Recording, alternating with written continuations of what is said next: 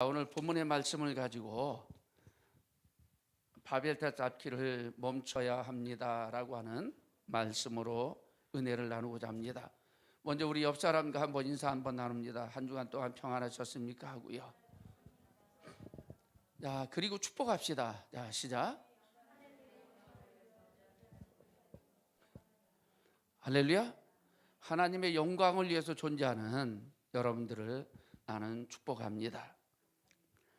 자, 오늘 본문의 말씀은 하나님 앞에 범죄한 인간이 하나님의 마음을 속상하게 했고 또한 하나님의 뜻을 거역하며 살아왔던 그들이 전혀 한 번도 경험해 보지 못했던 대홍수의 심판을 받습니다. 역사 이래 그때만큼 홍수가 이 땅에 범람한 적은 없습니다. 지금까지도 우리는 홍수하지만은 그냥 산발적이고요. 그리고 어느 한 지역에 있는 것이지 이 지구촌 전체가 홍수로 멸망하는 홍수는 그때 외에는 없었는데 우리는 그때를 노아의 홍수라고 명명합니다. 자, 이런 것들을 이런 대홍수의 그 고난의 때를 이겼던 노아의 가족들, 노아와 우리가 잘 알다시피 함과 야벳과 셈이 있었는데 이 아들을 통해서 이제 어느덧 사람이 이 땅에 번성해 가기 시작을 하죠. 함은 함의 그 자녀들이, 그리고 또한 이제 야벳은 야벳의 자녀들이, 셈은 셈의 자녀들이 세계 지구촌 여러분들 각지에 흩어져서 이제 살기 시작합니다. 그러다가 시날 평지에 사람들이 모여서 누군가가 제안을 합니다. 야, 또 우리 미래가 어떻게 될지 알 수 있느냐? 전혀 생각지도 못했던 그런 고난이 우리에게 다가온다라고 하면 우리 맥없이 흩어지고 멸망해서는 되지 않느냐? 그러니 우리가 뭔가는 좀 해봐야 되는데 그 뭔가가 뭐냐라고 제시한 것이, 야, 성을 견고히 쌓고 대를 꼭대기에까지 하늘에까지 이르게 해서 그런 고난의 때가 온다라고 하면 그 고난을 모면하자. 즉 미래에 대한 여러분들 그 불투명성에 그것이 그들에게 두려움으로 다가왔고 염려로 다가왔는데, 그래서 최초 여러분들 인간이 미래를 여러분들 대비하면서 행하였던 사건이 오늘 본문의 말씀입니다. 미래에 대한 대비책이죠. 하나님께서 그들이 미래에 대한 염려하는 것을 보면서 이제 무슨 일을 하는가라고 하면서요, 그들이 성을 쌓고 대를 여러분들 하늘의 높이까지 오르게 쌓아져가는 모습을 보면서 그들의 중심을 받던 거죠. 그래서 하나님께서 말씀합니다. 성부, 성자, 성령의 삼위 하나님께서 서로 주거니 받거니 말씀하면서, 야, 이렇게 내버려뒀다는 안 되겠다. 그래서 저들의 언어를 혼잡게 만들어서 서로 알아듣지 못하게 만들어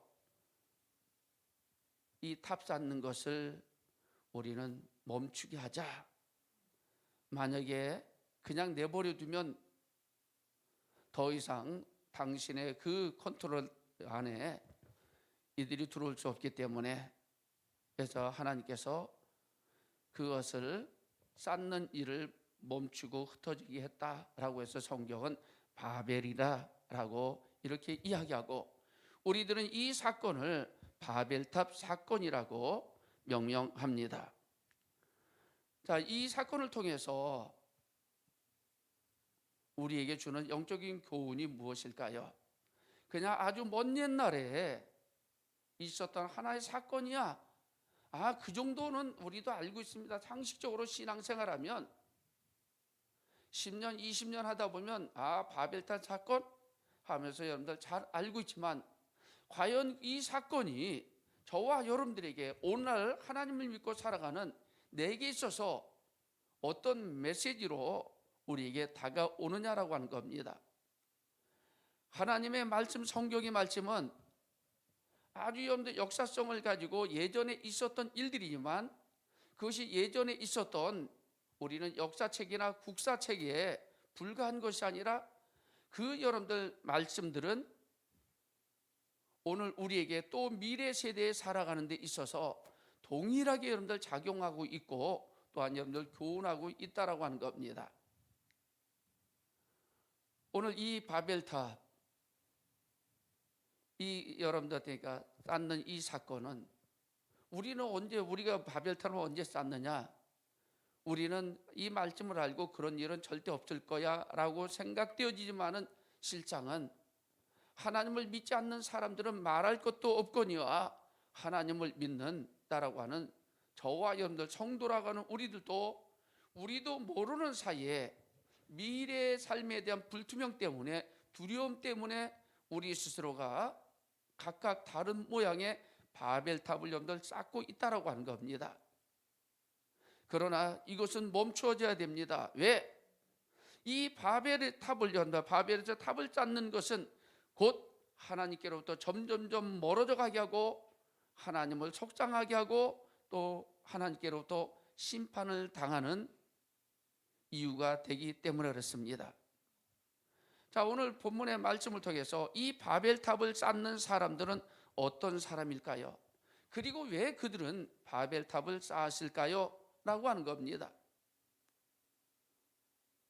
그냥 우리는 크게 대략적인 사건으로 바벨탑 하면 노아의 가족들이 점점 번성해 하나님을 믿는 사람들의 언어가 같아서 그래서 또다시 홍수가 임하면 그 홍수로부터 살아남아야지라고 하는 개략적인 여러분들 사건으로만 우리는 이 바벨탑의 사건을 이해하고 받아들입니다. 그러나 그 여러분들한테 대략적인 것이 아닌 오늘 우리의 믿음의 사람들에게 우리의 삶 속에서 디테일하게 여러분들 이루어지고 있는 사건이라고 하는 겁니다. 오늘 말씀을 통해서 여러분들은 과연 어떤 바벨탑을 여러분들 쌓고 있는가 스스로가 여러분들 발견하시고요. 그 바벨탑 쌓는 것을 멈추시기를 주님의 이름으로 부탁을 드립니다.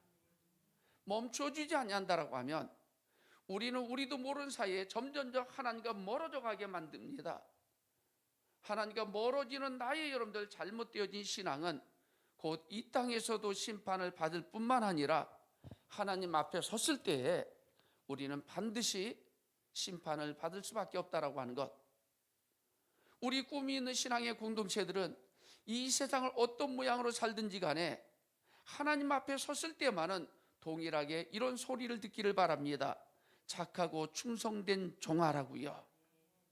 그러면서 모두 다 주님이 예배 주셨던 면류관을 쓰시고요, 칭찬을 받으시고 상급을 받으면서 영원한 저 천국에서 정말 자유롭게 이 땅에서 여러분들 느꼈던 그 고통스러움과 그 불편함과 그리고 아픔의 모든 것들이 해결되어지고요, 정말 우리가 그렇게 꿈꾸었던 그 천국에서 은혜의 삶을 누리며 살아갈 수 있기를 바랍니다. 자, 그렇다면 이 바벨탑을 쌓는 사람들 어떤 사람인가? 나와 전혀 상관이 없네라고 하지만은 말씀을 다 듣고 나면 그렇지 않다라고 하는 것을 우리는 알 수가 있습니다. 창세기 10장 6절로 여러분들 10절의 말씀에 보면 노아의 아들 함과 야벳과 셈 세 아들이 있었죠. 여기서 함이라고 하는 건 가나안의 여러분들한테입니까? 이제 가나안의 족속들의 여러분들한테입니까? 뿌리가 됩니다. 함에 대해서 함의 족보에 대해서 쭉 이야기합니다. 노아의 아들 여러분들 세 아들은 어떤 사람입니까? 아버지 신앙을 쫓아서 하나님의 말씀을 믿고요, 방주를 예배했던 그런 여러분들 훌륭한 믿음의 자녀들입니다. 함도 그랬고요, 야곱도 그랬고요, 셈도 그랬고요. 아버지의 신앙을 쫓아 자기들도 그 믿음과 함께 그 일에 하나가 되어서 방주를 지었습니다. 그리고 이 세상에 하나님의 홍수로 심판을 당할 때 이 세 아들도 구원을 받았죠. 그런데 그 함의 아들, 여러분들 구스의 아들 니므롯이라고 하는 여러분들 아들, 그러니까 3대째 내려오면서 니므롯이라고 하는 이 사람에 대해서 성경은 이렇게 말합니다. 세상에서 여러분들 처음 영걸이다라고 이렇게 말해요. 세상에서 처음 영걸이다. 여러분들 성경을 읽으면서요 보면 이게 무슨 말이냐, 세상에 참 뛰어난 사람, 탁월한 사람, 영걸, 히브리 말로 영걸은 기보르라고 이야기합니다. 그런데 이것은 아주 세력이, 여러분들 강력한 세력을 지닌 사람, 강력한 힘을 지녔다라고 하는 의미를 가지고 있고, 또 하나는 여러분들 폭력으로 통치하는 자라고 하는 의미로서 지상에서 여러분들 최초의 국가를 여러분들 형성한 사람이라고 하는 겁니다. 셈의 여러분들 어떻습니까? 아들도 아니었습니다. 후손들도 아니었습니다. 야벳의 여러분들 자녀도 후손도 아니었고요. 함의 자손, 함하면 어떤 겁니까? 아버지가 술 취했을 때 자기의 형제들이 이야기해서요, 야, 아버지가 노망 들었지, 이 벌건 때문에 술 먹고 홀라당 옷 벗고 자, 기득거리면서 아버지의 허물을 자기 형제들이 이야기했습니다. 그것이 여러분들 계기가 되어져서 함은 여러분들 하나님 앞에 저주를 받는 사람이 되었습니다. 그런데 아이러니하게도요, 믿음이 좋은 셈도 아니고요, 그 후손도 아니고 야벳의 후손도 아니고요, 하나님께로부터 여러분들 떨어져 나가버린, 하나님께 저주를 받았던 함의 후손이 여러분들 이 지상에서 최초의 나라를 세웠다라고 하는 겁니다. 자, 이들이 이제 성을 쌓자라고 하면, 우리는 예전에 그랬죠. 한 나라를 여러분들 세워서 굳건하기 위해서는 도성을 쌓습니다. 성을 쌓죠. 그래서 외침을 방어하고요, 그 성 안에 있는 자기의 백성들을 보호합니다. 오늘 말씀에도 보니까 성을 쌓자라고 이야기합니다. 근데 어디에서요? 시날 평지에 이르러서 사람들이라고 합니다. 자, 그럼 이 사람들이 바벨 탑을 쌓을 때 어디에 쌓았다라고요? 시날 평지에 모여서요, 이 탑을 쌓음을 통해서 성을 견고하게 해서 흩어짐을 면하자. 또다시 미래에 우리가 어떤 사건이 벌어질지 모르지만 문제가 생긴다라고 하면 그 문제로부터 우리 스스로가 구원함을 받자, 해결하자라고 하는 겁니다. 그런데 어떤 사람들이요? 신할의 사람들이, 신할 평지의 사람들. 근데 10절에 보니까는 10장, 여러분들 창세기 10장에 보면 바로 이 니므롯이라고 하는 이 사람들이, 자손들이, 후손들이 어디에서요? 바로 신할에서 여러분들 영걸이라고 하는 겁니다. 나라를 세웠다라고 하는 거예요. 그러니 이 바벨탑은 누가 쌓느냐라고 했더니 하나님께로부터 멀어졌던 사람들이, 하나님께 저주를 받은 이 사람들이 신할에 모여서 자신에게 닥쳐올 여러분들 환난과 고통으로부터 여러분들 문제를 해결하기 위해서요, 그리고 자기들의 나라를 더 견고하게 하기 위해서요, 신할 평지에서 탑을 쌓았다. 그러면은 어떤 사람들이 이런 탑을 쌓은 겁니까? 니므롯, 즉 인본주의에 여러분들 사로잡힌 사람, 하나님이 아닌 신본주의, 하나님을 믿는 신앙이 아닌 인간적인 이성과 지성과 합리적인 사고를 가지고요, 미래를 여러분들 향해서 나가는 사람들, 이 사람들이 미래에 문제가 일어나면 그 문제를 해결하려고요, 살기 위해서 이 탑을 쌓는다라고 하는 겁니다. 자, 이들이 쌓을 때 오늘 본문의 말씀을 통해서 우리에게 왜 이들이 탑을 쌓았을까요? 아니, 탑을 쌓게 된 여러분들 동기는 무엇인가라면 물론 여러분들이니까 미래에 대한 여러분들입니까? 문제를 해결하려고 쌓지만은 그 근본 속에서요, 이들이 그려함은 바로 첫째로 무엇이 그들로 하여금 그렇게 쌓겠는가? 지상에서 여러분들 최초의 여러분들 국가를 세웠습니다. 그래서 찬양을 잘하는 사람들을 볼 때마다 네 무릎과 같다라고 할 만큼이요,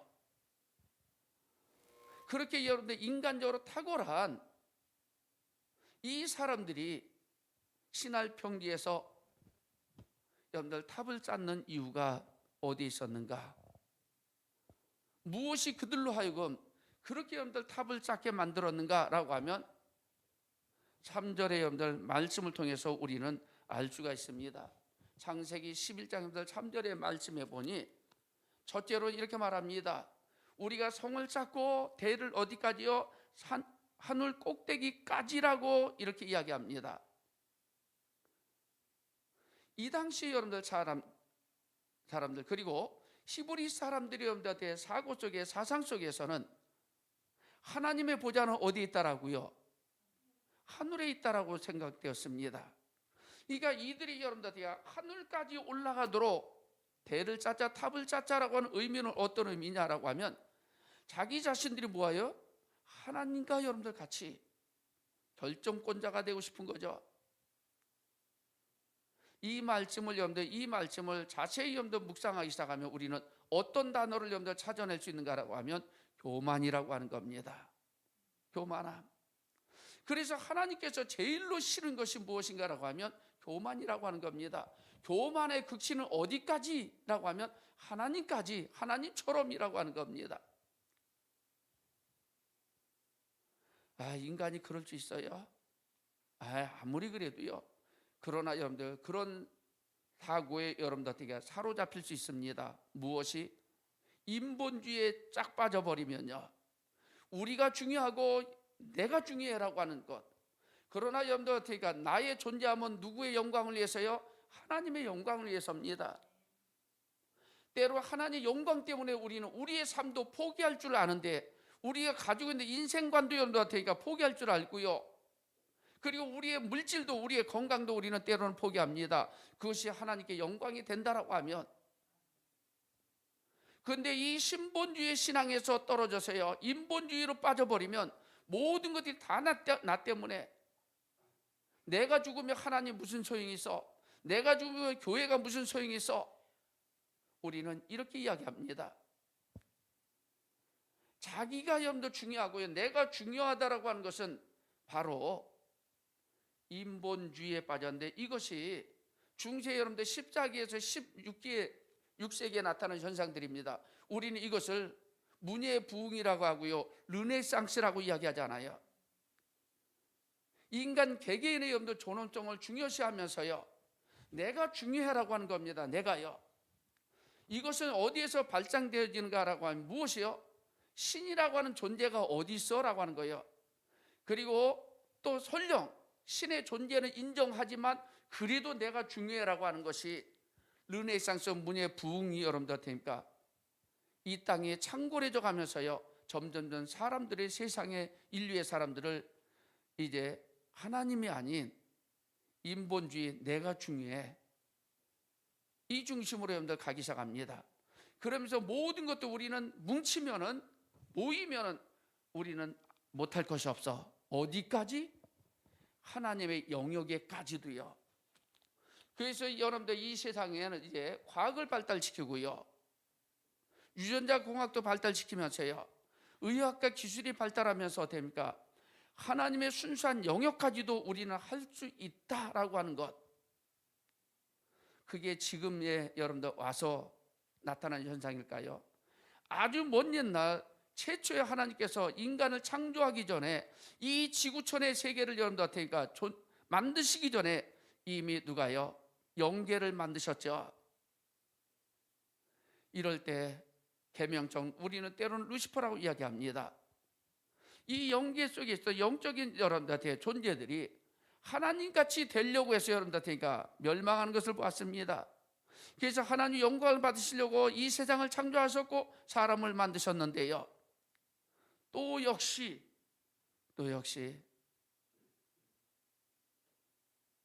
인간도 그 에덴 동산에 있을 때 하나님께서 말씀합니다. 네가 임의로 먹되 선악과는 먹지 말라. 그러면 정령 죽으리다 라고 이야기합니다. 우리는 지금 여러분들 죽음이 무엇인지 압니다. 그런데 여러분들 아담과 하와는 여러분들 죽음이 무엇인지 알겠습니까? 모르겠습니까? 한 번도 경험해 보지 못했던 겁니다. 들어보지도 못했던 거예요. 그러니까 도대체 죽음이 뭐야? 라고 할 때 지금 우리가 이야기하는 것 똑같습니다. 여러분들 예수 믿으면 천국 가고요, 예수 안 믿으면 지옥 가는데 사람들이 이렇게 말하죠. 그래서 한 번도 지금 경험한 사람이 없으니까 지옥이 뭐야? 천국이 뭐야? 아무 의미 없다고 생각하듯이요, 에덴 동산에 마음대로 여러분들 자유롭게 살았던, 풍족하게 살았던 아담과 하와가 너 선악과를 먹으면 정령 죽으리다 할 때 도대체 죽는 게 뭔지 모릅니다. 아주 막연하게만 다가왔습니다. 그 틈을 타서 마귀가 와서 이야기하죠. 야, 너 이거 먹으면 죽는다고 했니? 하나님 뭐라고 했어? 그랬더니 하나님께서 하와가 뭐라고요? 죽을 거 하노라 라고 하는 틈을 벌려놓고요, 그 틈째를 가지고 들어와가지고 창세기 여러분들한테니까 3장 말씀에 그러잖아요. 이렇게 말합니다. 5절에 보니까는 너 그거 먹으면, 선악과를 먹으면 하나님같이 되어, 뭐같이 되어요? 하나님같이 되어서요. 죽는다라고 하는 건 여러분들 되게 막연한 여러분들 생각이었습니다. 죽음이 얼마나 여러분들 비참한 것이 여러분들 인류 속에 여러분들 아담과 한 번도 경험해 보지 못한 것이었기 때문에 죽음이라고 하는 것에 대한 의미가 별로 다가오지 않았어요.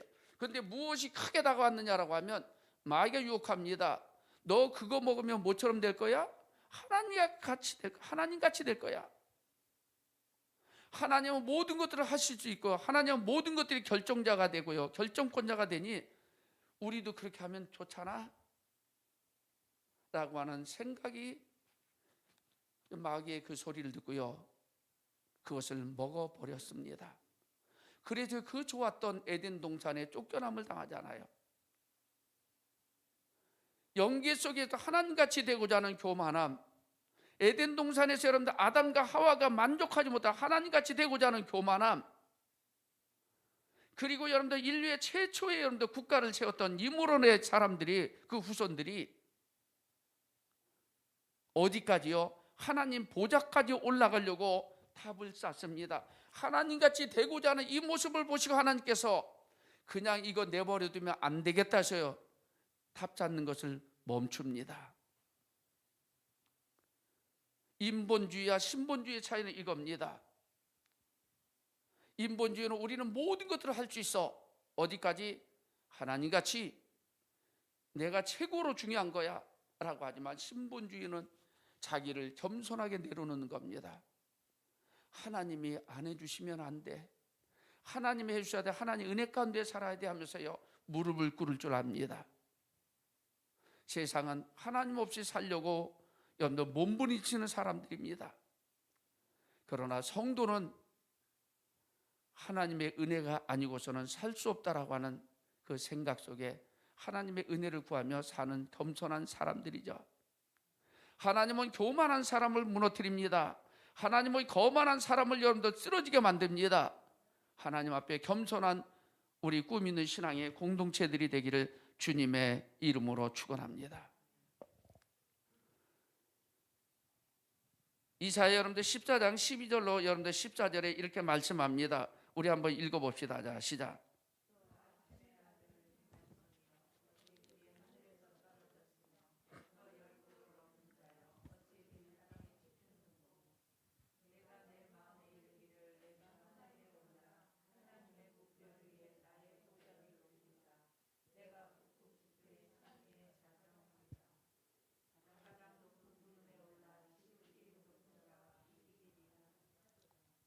그렇습니다. 이게 너 계명성이 하면서요 하늘에 올라 무별 가운데 으뜸에 하나님의 보좌에 앉으려고 했던 이 교만함이 이제 하나님을 슬프게 했고 그들은 버림받았습니다. 우리는 이것을 여러분들 사단으로 이해하고 있습니다. 마귀에게 사로잡을 때 마귀가 우리에게 가져다 주는 것은 무엇인가라고 하면 교만함을 가져다 줘서요, 우리로 하여금 바벨탑을 쌓게 합니다. 야, 하나님이 해주시는 것도 중요하지만 인정합니다. 인정하는 실상은 네가 노력해야 되잖아, 네가 수고해야 되잖아. 그래서 우리는 미래에 대한 불투명 때문에 우리 스스로 여러분들 살기 위해서 많은 것들을 우리는 쌓아 올립니다. 그러나 그것마저도요, 어느 순간에 보면 무의미하다는 것을 알 수 있습니다. 깨달았을 때는 우리의 삶이 어느덧 다 살아가는 때입니다. 그때 느끼지 말고요, 젊을 때 하나님의 말씀을 붙잡고요, 정말 의미 있는 인생을 살아갈 수 있는 우리 모두가 되기를 주님의 이름으로 부탁을 드립니다. 자, 두 번째로 11장 여러분들 3절에서 이렇게 말합니다. 대를 하늘에까지 여러분들 쌓자라고 했고요, 두 번째로는 뭐라고요? 이렇게 해서 우리의 이름을 어떻게 하자고요? 자, 내고라고 이야기합니다. 우리의 이름을 내고, 이것을 여러분들 직역하면 이렇게 말합니다. 우리 스스로를 위하여 이름을 새기고, 무엇을 새기자고요? 우리의 이름을 새기고. 사람이 교만해집니다. 그래서 뭔가 될 듯하면 이때부터 사로잡히는 것이 뭐냐라고 하면 명예욕입니다. 이 욕은 뭐예요? 욕심인 거죠, 욕심. 물욕이라고 합니다. 물질에 대한 욕심. 성욕이라고 합니다. 성적인 욕심. 지욕이라고 합니다. 즉 알고자 하는 그 욕심마저도요, 여러분들 나를 미치게 만듭니다. 그래서 욕심은 뭐라고요? 죄를 낳고 죄가 장성한 즉 사망을 낳느니라. 우리 옆 사람에게 이렇게 권면합시다. 좀 비우고 삽시다. 여러분들 비우고 살아야죠. 자꾸 뭔가를 취하려고 하는 그 욕심이 나를 여러분들 망하게 만듭니다. 유대인의 여러분들 철학자였던 필로는 이 당시에 이들이 벽돌을 굽는데 그 벽돌 한 장 한 장에 자기들의 이름을 적었다라고 이야기합니다. 우리나라 사람도 그런 명예욕이 참 강하잖아요. 요즘은 여러분들 법으로 제정하니까 못하지만 어디 가면 아무데나 가서 바위에도 자기 이름 새기고요, 그죠? 외국에 나가서도 여러분들 되니까 이름 새기고요, 다른 나라 여러분들한테 문화재산에다가 이름도 새겨놓고요. 그 이름 적자가 뭐 얼마나 대단하다고요. 그런데 왜 이런 행동들이 나타나냐라고 하면 사람은 자꾸 자기의 흔적을 여러분들 남겨놓고 싶은 여러분들 욕구가 기본적으로 있다라고 하는 겁니다. 우리 믿음의 사람들은 내 이름은 흔적도 없이 오직 그리스도만 여러분들 나타나기를 주님의 이름으로 부탁드립니다. 교회를 세울 때 교회 건축헌금을 하고 할 때 이럽니다. 현판이라고도 하죠. 명판이라고도 이야기합니다. 우리 교단에서도 그래서 참 말이 많았어요. 총회 빌딩을 할 때 각 교회마다 목사님 개인적으로 여러분들이 건축헌금을 합니다. 건축을 헌금할 때 무엇을 제안했냐, 그리고 했냐 하면 현판에 이름을 적어놓겠다는 거 하는 거예요. 총회 빌딩을 하기 위해서 이 교회가 헌금했습니다 라고 해서 꿈 있는 교회 딱, 베델 중앙교회 딱 이름들. 그때 의미 있는 일이 아니지 않냐. 그래야 기왕에 하는 거 이름도 좀 걸고 역사 속에서도 기독교 한교 침례 총회 빌딩을 세울 때 이 꿈 있는 교회가 헌금했구나, 그래서 세워졌구나 라고 이렇게 우리를 여러분들 미혹하죠. 순수하게 여러분들 하는 것과 내 이름을 걸어놓기 위해서 하는 것은 분명히 다릅니다. 오늘 이들은 바로 이것을 통해서 인간이 왜 자꾸 탑을 쌓고 하는가라고 하면 명예욕 때문에 자기의 이름을 드러내려고요. 그러나 우리 믿음의 사람들은 내 이름이 아닌 오직 예수 그리스도의 이름만이 영광스럽게 나타나야 될 줄 믿습니다. 갈라디아서 여러분들 2장 6절에 이렇게 말씀합니다. 정말 이름이 유명한 사람들이 하나님 앞에 귀하게 쓰임 받았을까요? 라고 할 때 그리하지 않음을 알 수 있습니다. 자, 6절 말씀 읽어봅니다. 자, 시작.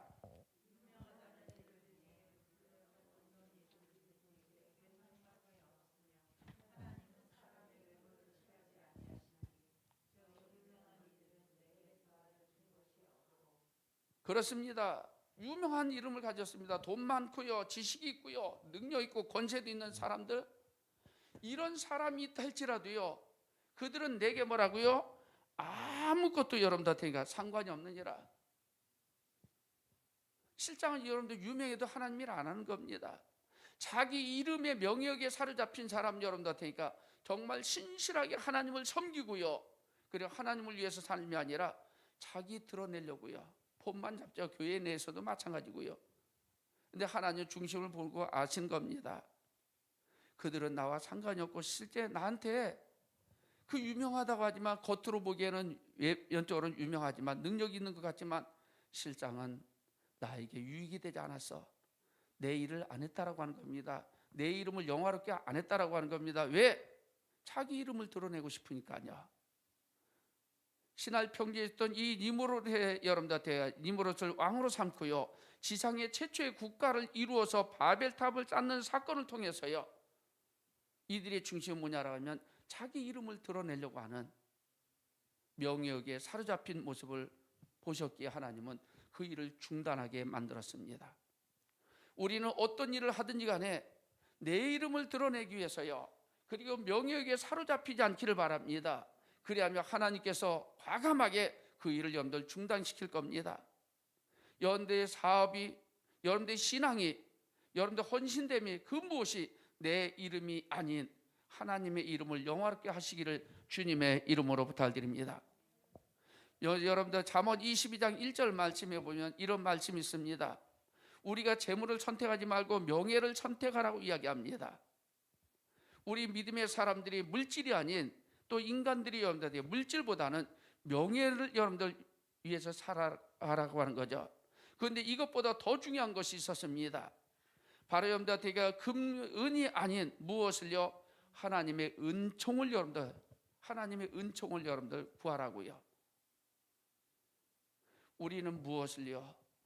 내 이름을 드러내는 것보다 우리가 더 추구하며 살아야 될 것은 하나님의 은혜입니다. 하나님의 은총입니다. 이것을 덧입을 때 우리는 진정한 그리스도인의 여러분들 삶을 살아갈 수 있고요, 하나님의 영광을 위해서 삽니다.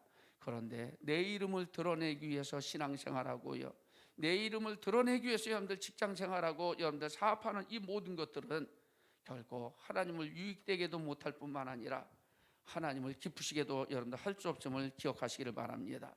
하나님의 은혜를 입은 사람들은 여러분들 이런 존재가 됩니다. 고린도 후서 여러분들 6장 9절 말씀, 고린도전서 6장 9절. 자, 시작.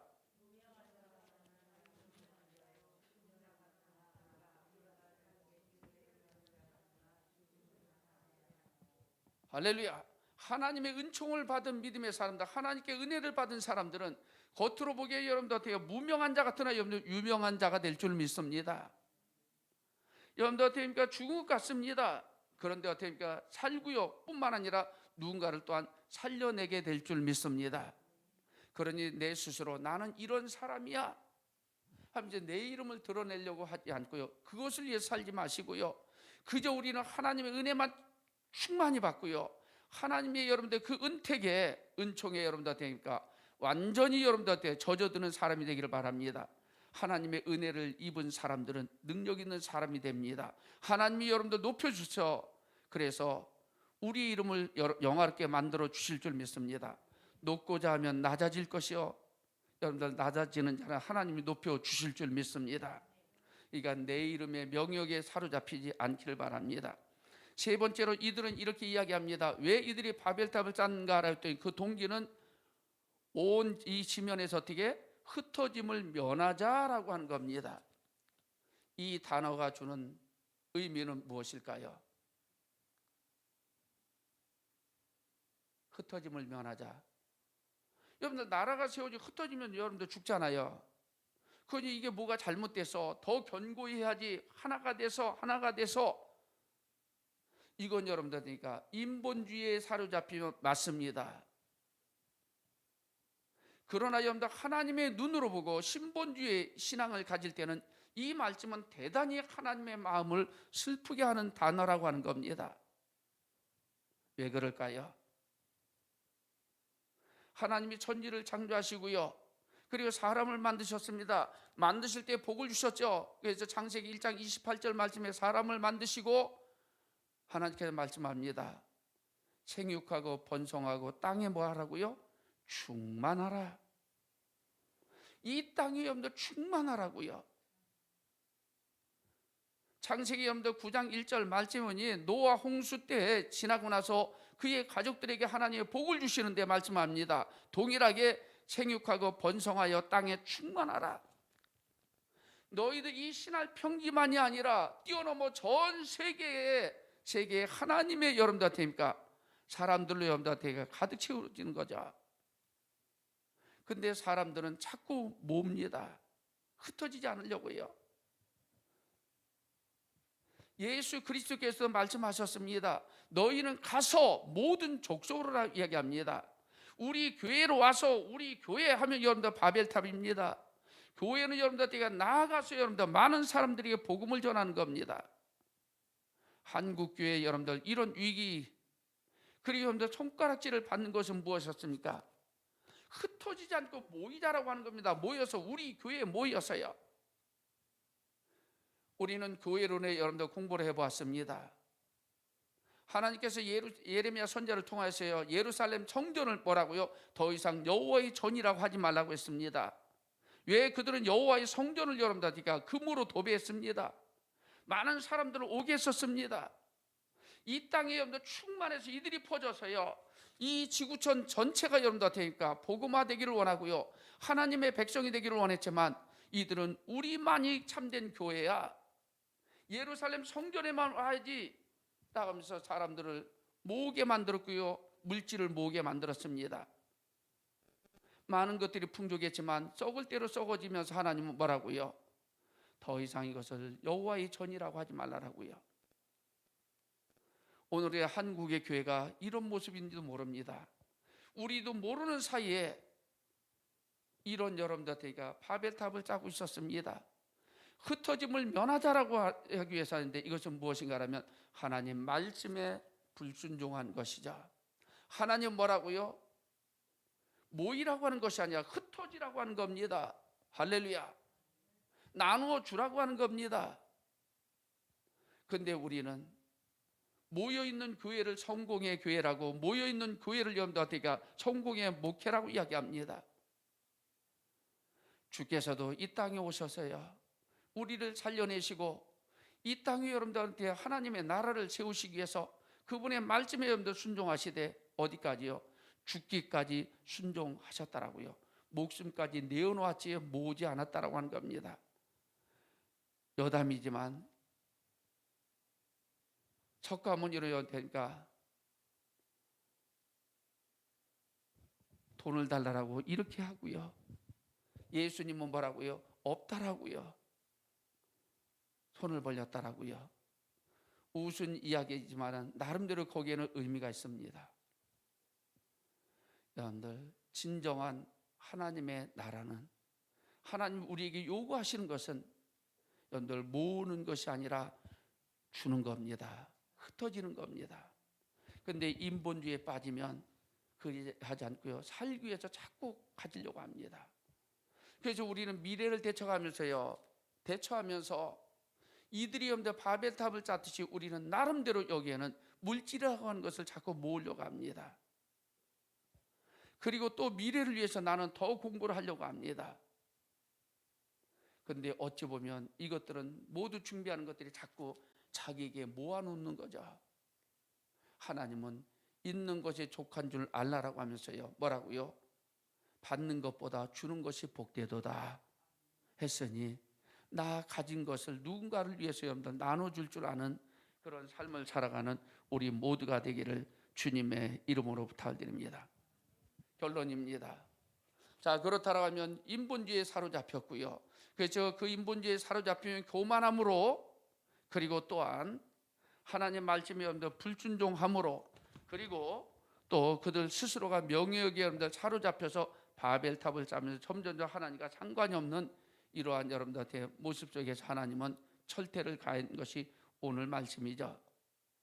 우리가 이런 여러분들 화를 당하지 않고요, 하나님을 기쁘시게 하는 그런 여러분들 삶을 살려고 하면, 그래서 바벨탑을 쌓는 것을 이제 멈추기 위해서는 우리는 어떻게 해야 되는가 라고 하면, 철저히 인본주의를 버리고요, 신본주의 여러분들의 신앙으로 하나님의 절대 주권을 인정하시기를 바랍니다.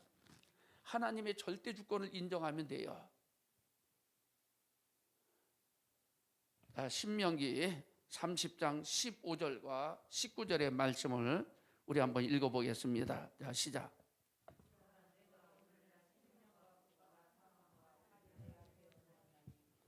자, 19절 시작.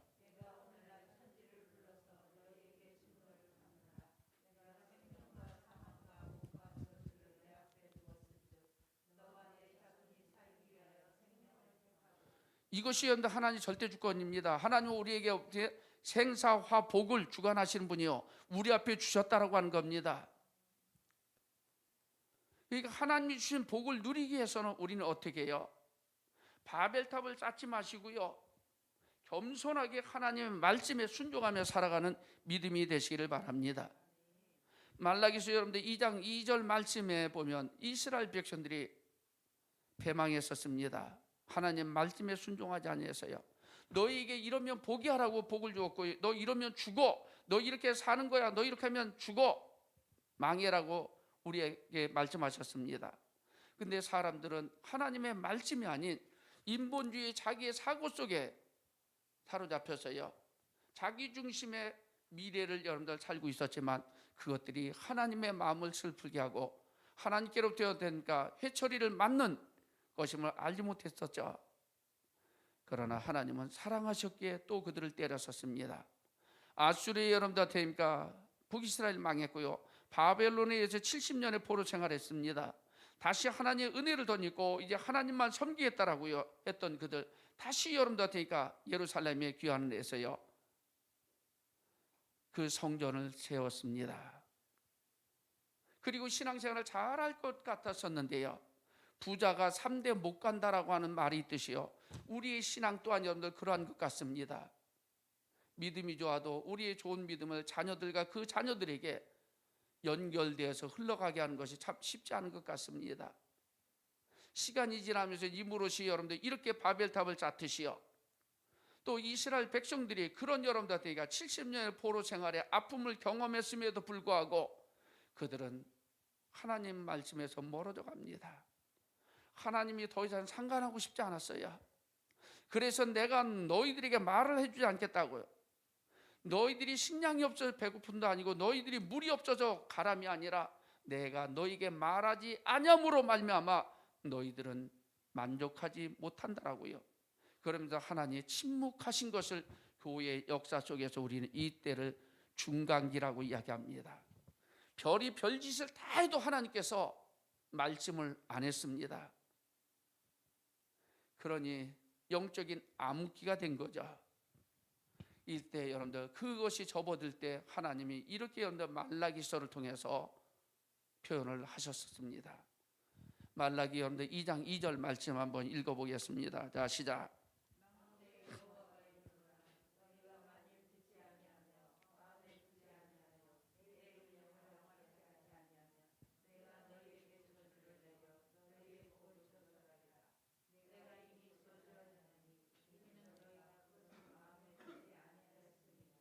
하나님은 이렇게 분명하십니다.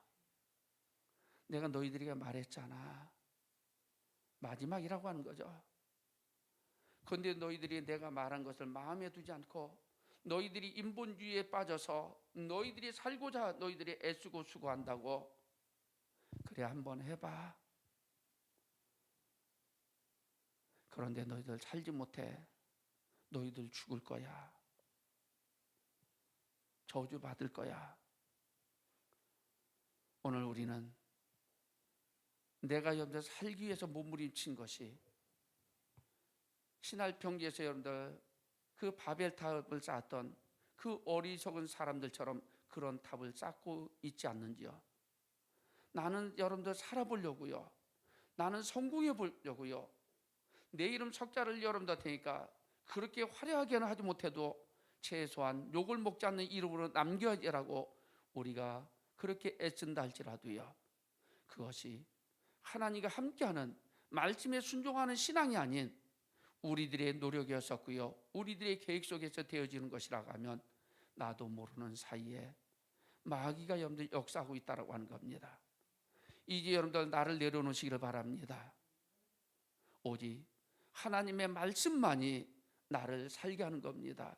하나님의 말씀만이 나를 복되게 하는 것입니다.